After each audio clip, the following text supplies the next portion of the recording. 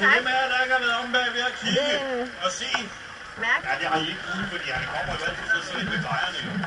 Men Peder Fjelddahl fra Halsnæs Avis har sammen med den samlede redaktion lavet et meget fint fartøj. Det er ikke særlig højt, det er faktisk så lavt, så det kan ligge foran en hver dør. Halsnæs Avis har nemlig lavet en gulvmåtte.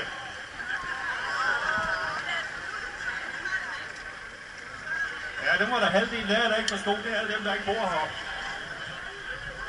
Halsnæs Avis, det er den nye avis, der er kommet, og gulvmåtten, det er den gamle, det er kælenavnet for den gamle avis. Så lige nu og her, så det vi skal se, det er Halsnæs Avis, der lægger sig på gulvmåtten. Og som sædvanligt, når det er noget, Peder Fjelddahl han er med at gøre, så er han god til at sætte tingene i gang, men det der med at sætte os stå for udførelsen, det kan vi som regel nok nogle andre til. Så det er Stakkels Stine. Stakkels Stine skal op og køre en tur på gulvmåtten. Ja.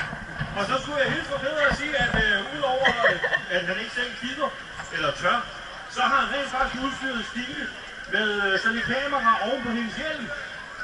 Så til alle jer, der sidder og tænker, at det kunne være rigtig sjovt at prøve sådan en tur her, så kan I faktisk gå ind på Halsnæs Avis hjemmeside, og så kan I få lov til at se et klip, der viser nemlig Stines tur hele vejen ned. Pas nu på måtten, Signe. Pas på måtten. Nu er jeg nødt til at spørge, er det hårdt at være journalist på avisen? Ja, meget. Man kommer i hvert fald ud for nogle ting, som man ikke skulle tro, man skulle komme ud for.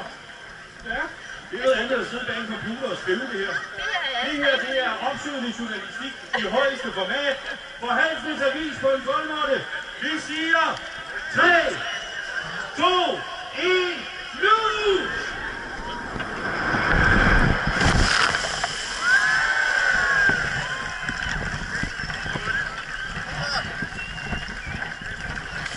Det må alligevel ikke være særlig sjovt til firmafesterne deroppe. Prøv lige at se, hvor hun holder sig på måtten.